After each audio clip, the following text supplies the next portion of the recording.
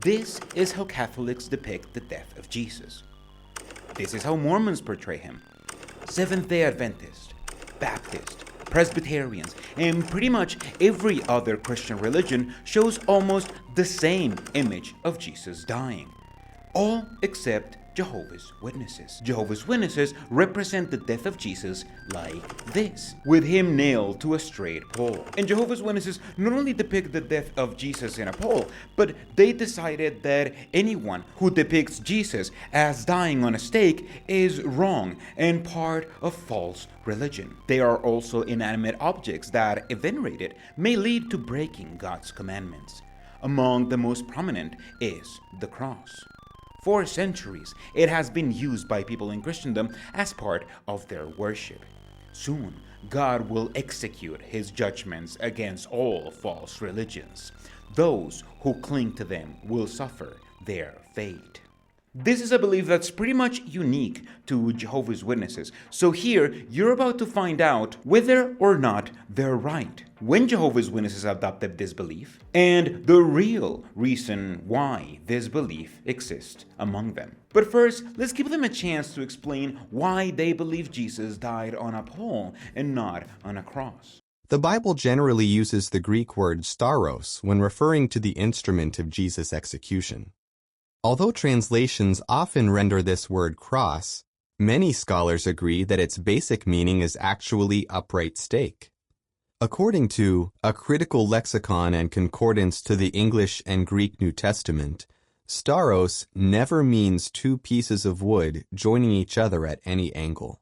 This is the main and pretty much the only reason Jehovah's Witnesses have to back up their beliefs. They say that stauros always meant a straight pole, that many scholars agree with that assessment and even cite one to prove their point. Furthermore, they muddy the waters by reminding people that using a cross is idolatry anyway. There's only one issue.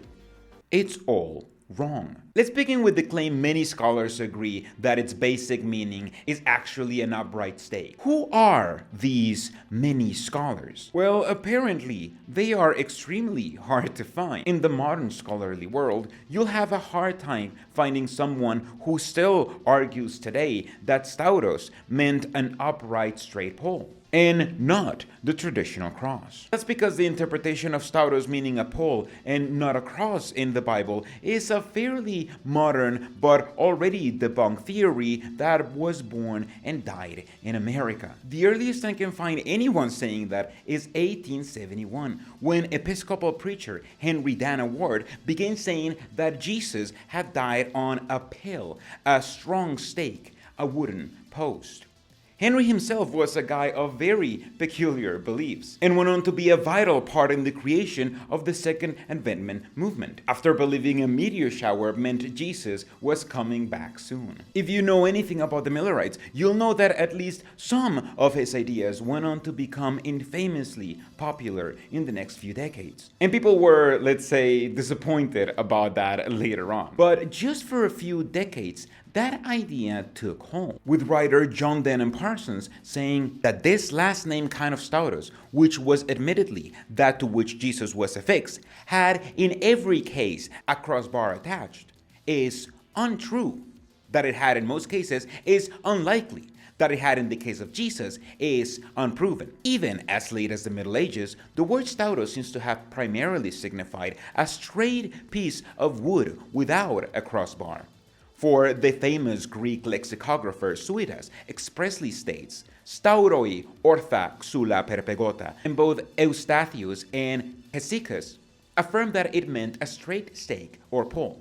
He's wrong because he's just a writer and not an actual scholar, but I'm getting ahead of myself. That's when you realize that the one expert that Watchtower quotes is basically the latest expert to claim that. Even today, the only one outside of the Jehovah's Witnesses who believe that Jesus was nailed to a pole and not a cross that I could find after a quick Google search is Jason David Beaton, An American historian and professor of religious studies, who has also called the New Word Translation the discredited translation of the Bible made by and for Jehovah's Witnesses, as a remarkably good translation, even though he admitted that was only based on some random Bible verses, and that examining a different batch of Bible verses may yield a different result. This didn't stop the Jehovah's Witnesses from immediately quoting him, of course, since he's basically the only support their Bible translation has had since its inception. And even Jason backs up his evidence with the same claim that we saw in the Watchtower to back up the belief of a Paul. That quote from E.W. Bullinger. So when the Jehovah's Witnesses say that many scholars agree that it's a Paul, they are lying. Because out of the very few people who have ever claimed that, even fewer of them were scholars, with E.W. Bullinger being almost the only biblical scholar to argue that ever. And although he indeed argued that in a quote that's almost the only thing known about him in the internet, thanks to Jehovah's Witnesses just repeating it as they read it online, it's all based on an etymological fallacy. In his book, Ancient Jewish and Christian Perceptions of Crucifixion, David Chapman, professor of the New Testament and archaeology, addresses this misconception directly, saying the fundamental references to an upright pole in Stauros does not rightly imply that such terminology in antiquity, when applied to crucifixion, invariably applied to a single upright being. This is a common word study fallacy in some populist literature. In fact, such terminology often referred in antiquity to cross-shaped crucifixion devices. That's because the argument reduces to the etymology of the word stauros and other words to describe the instrument in which Jesus died on. While yes, the etymology of the word stauros means straight pole, that doesn't mean that that's how the word was always used, because the etymological root of words does not always reflect what the word means. That's why you don't expect a giant bag of salt as a salary, or why when something fills you with awe, you don't call it awful, even though that's exactly what the etymology of that word is. Arguing that stauros meant pole is like arguing psychiatrists today writing about panic terror in their patients, meaning the Greek god Pan is inciting irrational fears in travelers. But how can we be so sure that stauros didn't exclusively mean pole at the time of the execution of Jesus? Because of historical context. We already know that this theory originated with just a handful of men in America in the late 18th century and lasted just for a few decades. And why did it end up dying? Because as soon as you look into the historical background, you realize that stauros was used to refer to a cross in the times of Jesus. Not only do we know for a fact that Romans crucified people in Jesus' times, we also know that early Christians believed Jesus had died on a cross structure. This is the Alexamenos graffito, also known as the blasphemous graffito, and it's believed to date anywhere from the 1st to the 3rd century. Probably done in the beginning of the 3rd century though. It depicts Jesus with the head of a donkey being crucified, with a man raising his hand towards the crucified figure. We know that he's probably doing an act of worship, and we also know that the name of this man is Alexamenos.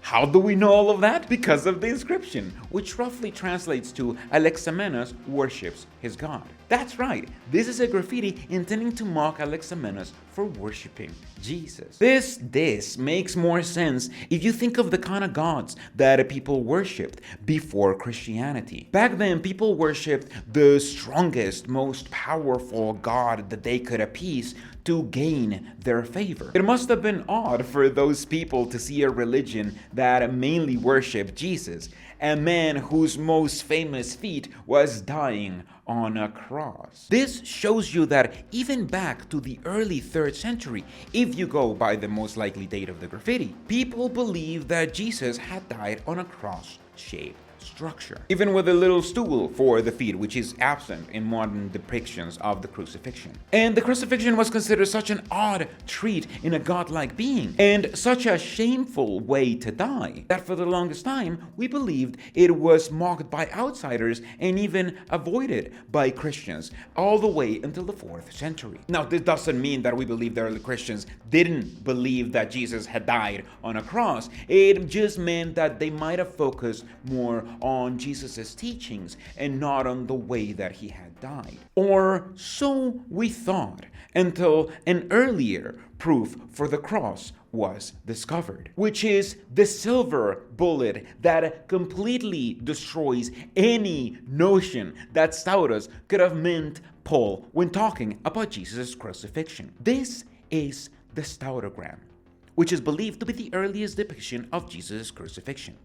That's right, while the graffiti is the earliest known depiction of Jesus being crucified, this simple shape is meant to symbolize the crucifixion itself. This shape is a combination of two letters, tau and rho, which, you guessed it, are part of the word Staudos. And it was used when writing that word as an abbreviation for it. That means that the abbreviation of the word Staudos was literally the shape of a cross. And we can find the Staudogram as early as 200 CE, which means that Christians not only believed that Jesus was crucified and used the cross in their worship, but it gives us definite proof that the word Staudos itself meant a cross. Now, papyri containing the Staudogram, like the Papyrus 75, weren't discovered until the 1950s. So A.W. Bullinger wouldn't have known about them when he wrote that Staudos always meant an upright pole. But this is why nowadays it's pretty much impossible to find any scholar claiming that Jesus died on a pole and not on a cross. If you think 200 CE is a little bit too far away from the date of the crucifixion and want to find earlier depictions, you'll probably have a very hard time. The earliest copies of the Gospels themselves date back to 200 CE, which means that the Staudogram is literally in some of the earliest copies of the Gospels we have ever found, even 200 years older than some other parts of the Gospels. This also disproves the lie that Jehovah's Witnesses tell when they say that the use of the cross was developed all the way until the 4th century, and that before it wasn't used by Christians, because we saw that it definitely was used by Christians in their holy texts. And look, I could go in depth on how the crucifixion was commonplace in the times of Jesus and all of the evidence we have of crosses being used to exterminate people right before and right after Jesus, including even the historical evidence of Romans forcing their prisoners to bear their crosses. And all of that historical evidence that proves that Staudos was meant to be a cross and not an upright pole, which is kind of what I planned to do when I started writing this video. But I feel like at this point it's just completely redundant, because the Staudogram proves beyond any shadow of a doubt that the word Staudos, when associated with the death of Jesus, always meant a cross. And if you're a Jehovah's Witness, I want you to really think about it. You probably cannot find any other word that was written as the shape it is trying to represent. But thanks to the Staudogram, we know that even if all of the historical evidence was wrong, even if Romans were known for using a pole and not a cross for capital punishment, Jesus was believed to have died in one regardless. And why wouldn't the early Christians believe that? That's what the Bible itself seems to imply. When Thomas is doubting Jesus, he says in John 20:25, "Unless I see in his hands the print of the nails, and stick my finger into the print of the nails, and stick my hand into his side, I will certainly not believe." He directly asks to see the prints of the nails in his hands, when a pole would have needed just one nail for the wrists. And then there's the famous plague. The only item the Bible confirms was nailed along Jesus. Matthew 27:37 says, above his head they had put the charge against him in writing, "This is Jesus, King of the Jews." Again, this makes total sense if Jesus was crucified, but it doesn't make sense if he was nailed to a pole, since the plaque would have been above his hands, not above his head. It even makes sense with the amount of time that Jesus is said to have been on the cross, since he was the last one to die out of the other two people who got nailed along with him. Crosses were better for slowly eliminating someone through hours, sometimes even days, keeping them alive and on display for as long as possible to act as a deterrent, which is why it was such a shameful way to die. In contrast, all the evidence we have of executions with simple upright poles has the victims expiring very soon, often succumbing to suffocation in 1 hour or even 10 minutes if they weighed their feet.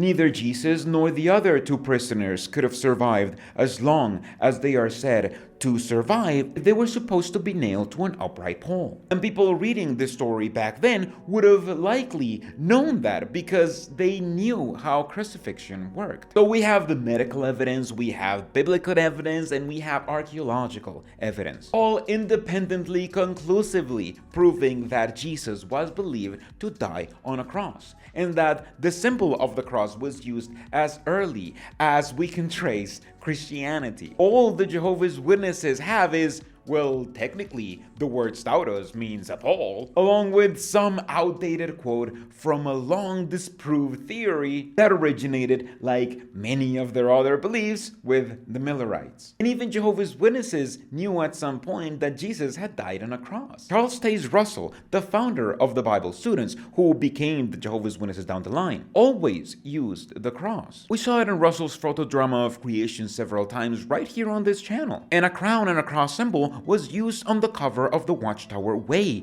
after Russell died. It was only up to 1932, well into Rutherford's presidency, and 50 years after the religion had been using crosses, that it disappeared from the Watchtower covers. And the very first image of Jesus on a pole by the Jehovah's Witnesses appeared in the booklet What is Truth?, written by Rutherford. He went on to denounce the cross as pagan, like anything else Jehovah's Witnesses don't like. And that's when he started quoting E.W. Bullinger in his 1929's book. That's right, they've been using the quote for so long that originally it was fairly new. Rutherford even made up that Constantine had introduced the cross 300 years after the death of Jesus to make Christianity more appealing. A completely debunked lie that I honestly haven't been able to find the origin of. I don't know if he read it somewhere or if he just thought it sounded nice because Jehovah's Witnesses rarely provide sources for their claims. Suffice to say, despite this Constantine story being completely made up and easily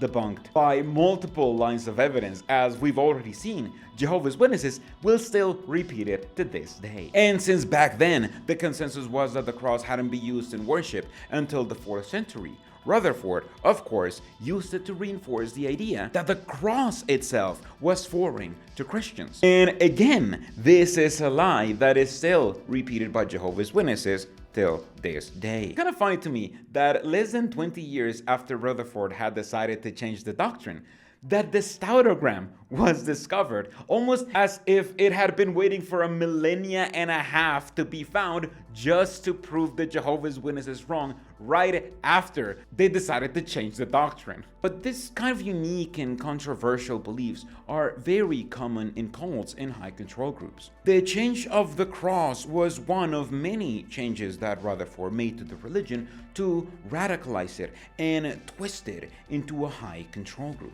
He changed the name from Bible Students to the Jehovah's Witnesses, using an erroneous name for God in the process, which I've already made a video about. He demanded Jehovah's Witnesses to work for free, selling his books door to door, measuring the hours they spent canvassing a spiritual gauge, and he adopted more controversial beliefs, like saying that only Jehovah's Witnesses had the truth, and among many other changes, that Jesus had died on a pole. At some point, even clear-shaven. because, why not? And this kind of controversial beliefs that seem to hold up on first look are typical of cults and high control groups, because it helps them differentiate themselves from more mainstream religions or spiritual organizations. Mormons have the Book of Mormon and believe Jesus preached to the indigenous Americans. The Moonies think that Jesus came back and used an AR-15. Scientology believes in auditing as a therapeutic technique.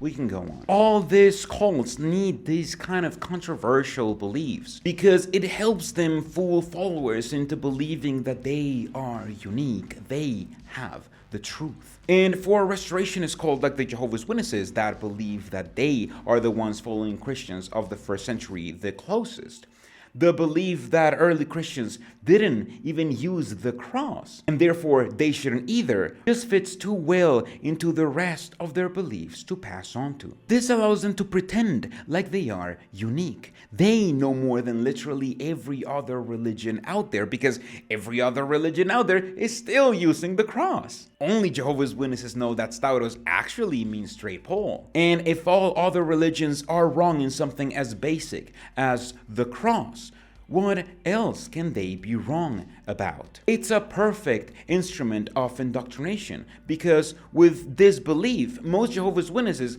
actively dislike the cross, since it has become a symbol of pagan religion to them. Most Jehovah's Witnesses I've met would actively avoid wearing anything that could be mistaken for a cross, even refusing to wear the far older Egyptian variant, and would go as far as to remove or cover up crosses when they stayed in hotels and hospital rooms. The repulsion and avoidance they feel for the cross goes to a level I would call superstitious, avoiding it like a symbol of the devil himself. And ironically, this means that the cross ends up being far more important in their religion than in most other religions. Mormons, for instance, don't wear crosses or use crosses as instruments of worship, but have no problem portraying Jesus on a cross. To them, the cross is just the shape of the instrument used to execute Jesus and is rarely mentioned in their worship. In contrast, Jehovah's Witnesses use the cross, or the absence of it, as a symbol of their religion, just as much as the most fanatical cross-wearing priest you can find, if not more. To them, the cross is a constant reminder of how wrong every single other Christian religion is, and its absence is quoted as proof that they are in the right religion. Some people use statues in their worship. Others venerate icons and other religious images as part of their worship.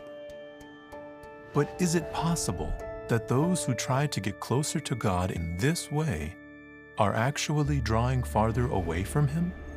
Truth is, the Jehovah's Witnesses need the cross so they can reject it, and so they can reinforce their superiority complex, which is why they will hold this long debunked unique belief, even if it makes little sense once you actually look into it. And that's why I made this t-shirt. This Christian looking t-shirt is probably the most offensive Jehovah's Witness piece of merch that you can buy, because there is nothing more offensive to someone with a superiority complex than being compared to everybody else. And this t-shirt does exactly that. Not only does it make the Jehovah's Witnesses look like any other Christian denomination, it combines it with their own cross substitute, the jw.org link, that they use in a far more idolatrous ways than many use the cross itself. But that is a separate video I'm already working on, so subscribe and turn on your notifications if you don't want to miss it when it comes out. For now, you can show your love for the Jehovah's Witness cross at my merch store. This is a tie-dye version. I got her a couple sizes larger and I cropped it because I wanted a boxier fit for an extra